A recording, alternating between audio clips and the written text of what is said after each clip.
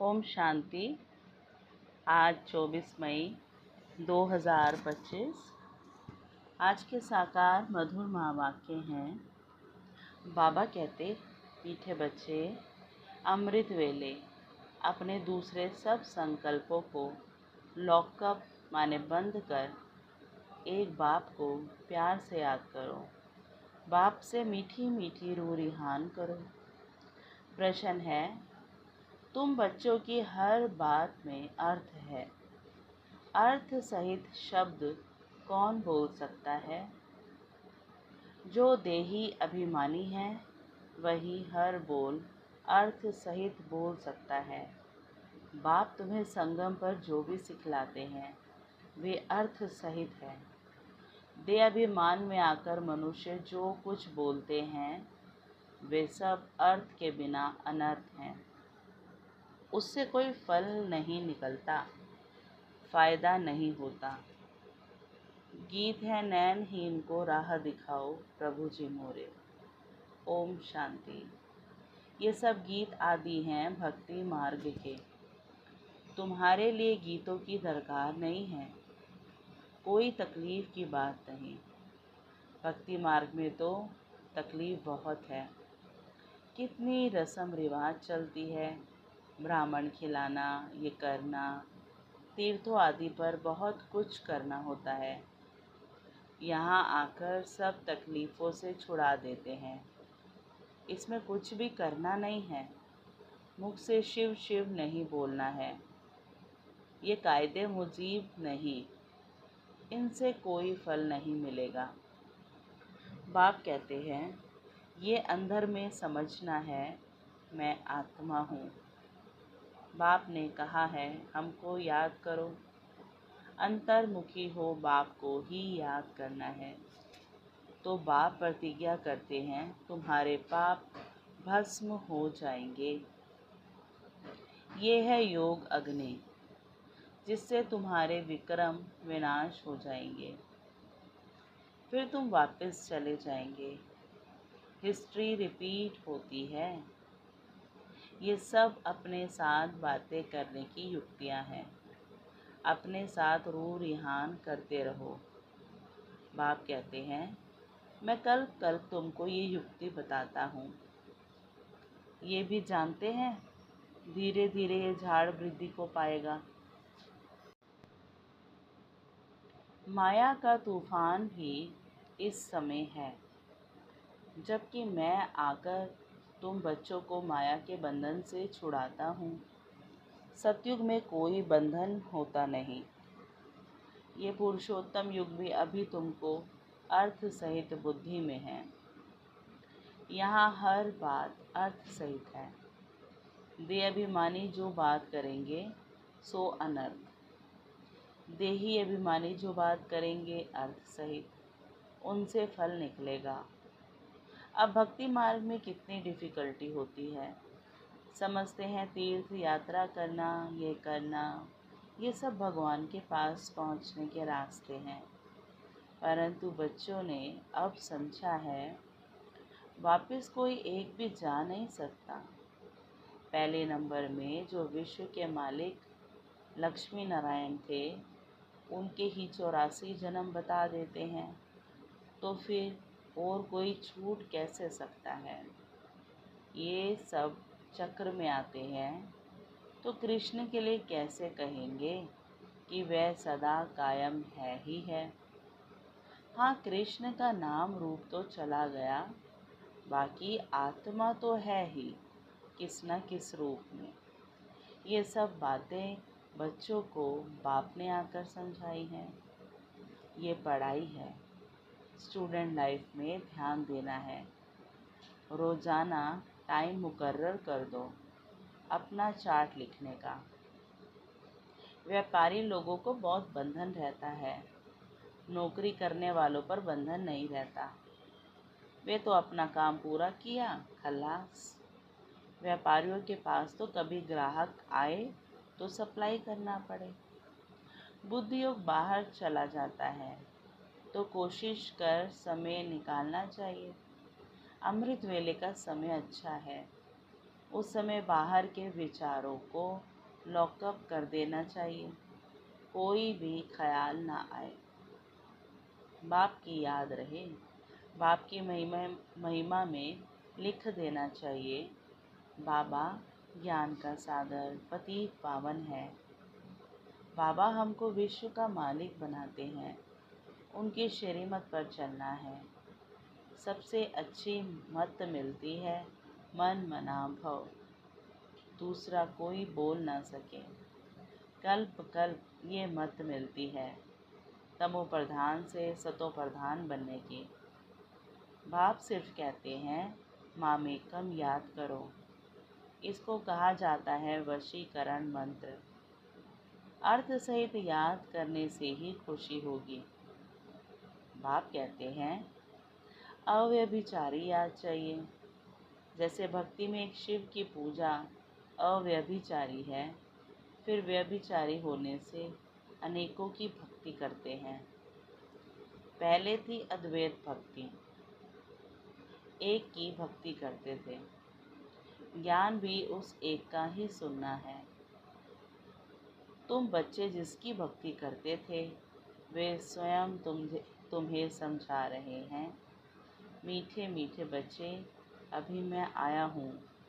ये भक्ति कल्ट अभी पूरा हुआ। तुमने ही पहले पहले एक शिव बाबा का मंदिर बनाया। उस समय तुम अव्यभिचारी भक्त थे, इसलिए बहुत सुखी थे। फिर व्यभिचारी भक्त बनने से द्वैत में आ गए, तब थोड़ा दुख होता है। एक बाप तो सबको सुख देने वाला है ना। बाप कहते हैं मैं आकर तुम बच्चों को मंत्र देता हूँ। मंत्र भी एक का ही सुनो। यहाँ देहधारी कोई भी नहीं। या तुम आते ही हो बाप दादा के पास। शिव बाबा से ऊंच कोई है नहीं। याद भी सब उसको करते हैं। भारत ही स्वर्ग था, लक्ष्मी नारायण का राज्य था।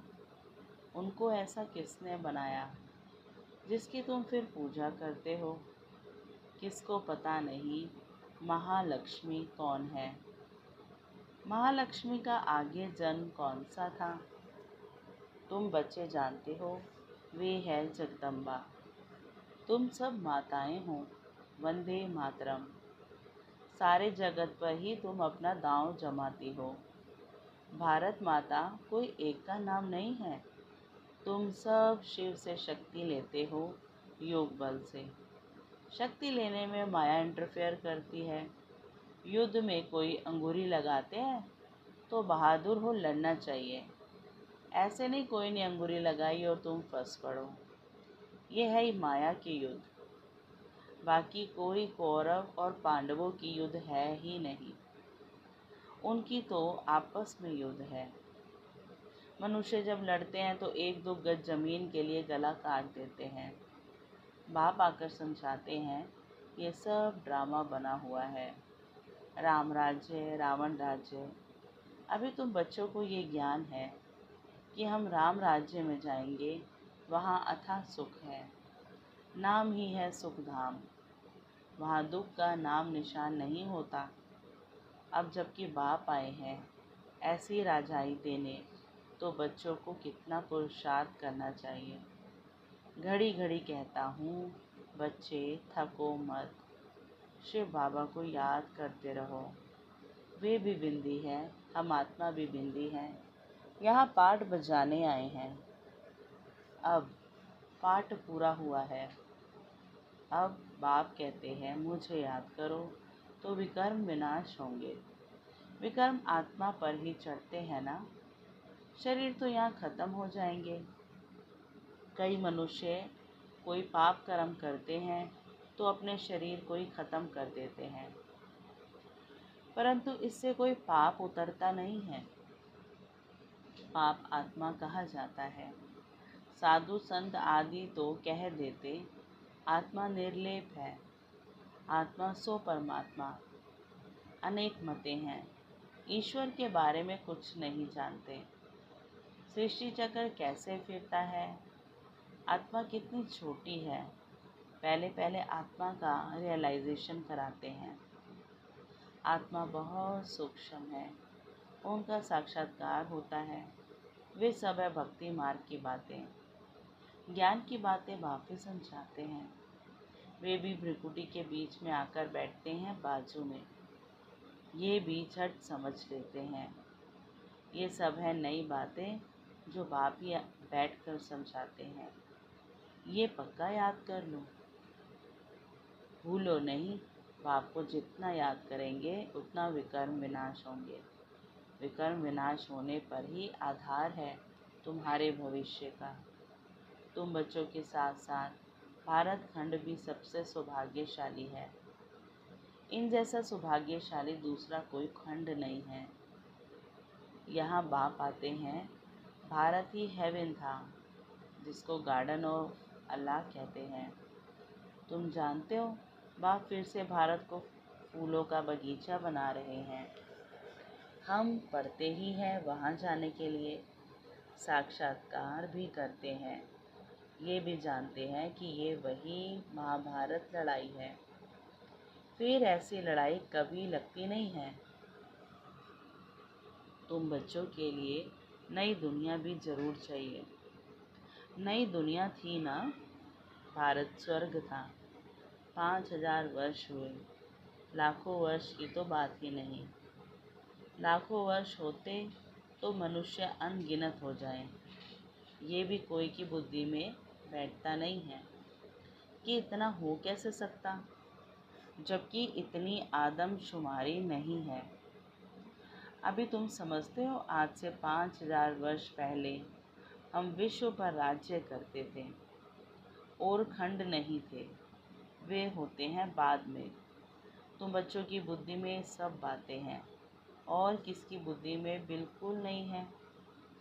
थोड़ा भी इशारा दो तो समझ जाएं। बात तो बरोबर है। हमारे पहले जरूर कोई धर्म था। अभी तुम समझा सकते हो कि एक आदि सनातन देवी देवता धर्म था। वे प्राय लोप हो गया है। कोई अपने को देवता धर्म के कह नहीं सकते। समझते ही नहीं कि हम आदि सनातन देवी देवता धर्म के थे। फिर वह धर्म कहाँ गया? हिंदू धर्म कहाँ से आया? कोई का भी इन बातों में चिंतन नहीं चलता है। तुम बच्चे समझा सकते हो। बाप तो है ज्ञान का सागर, ज्ञान की अथॉरिटी है, तो जरूर आकर ज्ञान सुनाया होगा। ज्ञान से ही सद्गति होती है, इसमें प्रेरणा की बात नहीं। बाप कहते हैं, जैसे अब आए हैं वैसे कल्प कल्प आता हूँ। कल्प बाद भी आकर फिर सब बच्चों से मिलेंगे। तुम भी ऐसे चक्कर लगाते हो, राज्य लेते हो फिर गवाते हो। ये बेहद का नाटक है। तुम सभी एक्टर्स हो।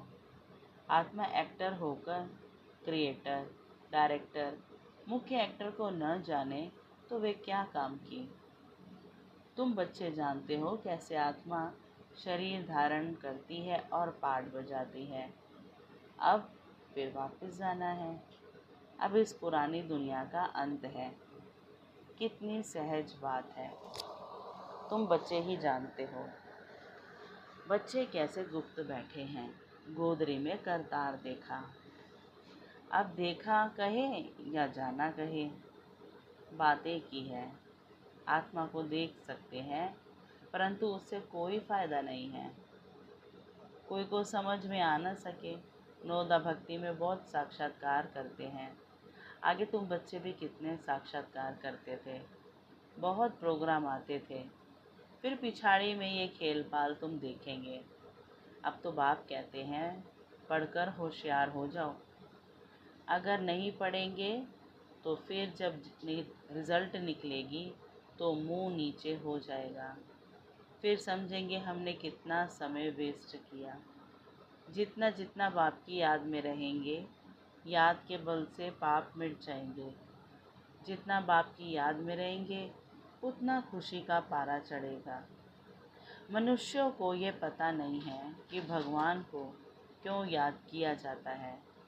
कहते भी हैं, तुम माता पिता हम बालक तेरे। अर्थ नहीं जानते। अभी तुम जानते हो शिव के चित्र पर समझा सकते हो।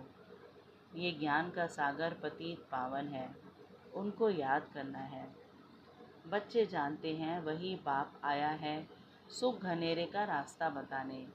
ये पढ़ाई है, इसमें जो जितना पुरुषार्थ करेगा उतना ऊंच पद पाएगा। ये कोई साधु संत आदि नहीं जिसकी गद्दी चली आई हो, ये तो शिव बाबा की गद्दी है। ऐसे नहीं ये जाएगा तो दूसरा कोई गद्दी पर बैठेगा। बाप तो सबको साथ ले जाएंगे। कई बच्चे व्यर्थ ख्यालातों में अपना समय वेस्ट करते हैं। सोचते हैं खूब धन इकट्ठा करें, पुत्र पोतरे खाएंगे, बाद में काम आएगा, बैंक लॉकर में जमा करें, बाल बच्चे खाते रहेंगे। परंतु किसको भी गवर्नमेंट छोड़ेगी नहीं, इसलिए उसका जास्ती ख्याल ना कर अपना भविष्य कमाई में लग जाना चाहिए। अब बच्चों को पुरुषार्थ करना है, ऐसे नहीं कि ड्रामा में होगा तो करेंगे। पुरुषार्थ बगैर खाना भी नहीं मिलता। परंतु किसकी तकदीर में नहीं है तो फिर ऐसे ऐसे ख्यालात आ जाते हैं। तकदीर में ही नहीं है तो फिर ईश्वरीय तदबीर भी क्या करेंगे। जिनकी तकदीर में है वे अच्छी रीति धारण करते और कराते हैं। बाप तुम्हारा टीचर भी है, गुरु भी है, तो उनको याद करना चाहिए। सबसे प्रिय बाप, टीचर और गुरु ही होते हैं, उनको तो याद करना चाहिए। बाबा युक्तियाँ तो बहुत बतलाते हैं, तुम साधु संत आदि को भी निमंत्रण दे सकते हो। अच्छा, मीठे मीठे से लदे बच्चों प्रति माता पिता बाप दादा का याद प्यार और गुड मॉर्निंग। रूहानी बाप की रूहानी बच्चों को नमस्ते। हम रूहानी बच्चों की रूहानी बाप दादा को नमस्ते नमस्ते नमस्ते। फिर धारणा में बाबा ने कहा, पुरुषार्थ कर अपनी भविष्य कमाई में लग जाना है, ड्रामा में होगा तो कर लेंगे, ये कहकर पुरुषार्थहीन नहीं बनना है। सारे दिन में जो भी पाप होते हैं या किसी को दुख देते हैं तो नोट करना है, सच्चाई से बाप को सुनाना है। साफ दिल बनकर एक बाप की याद से सब हिसाब चुकतू करने हैं। वरदान है, ताज और तख्त को सदा कायम रखने वाले निरंतर स्वतः योगी भव।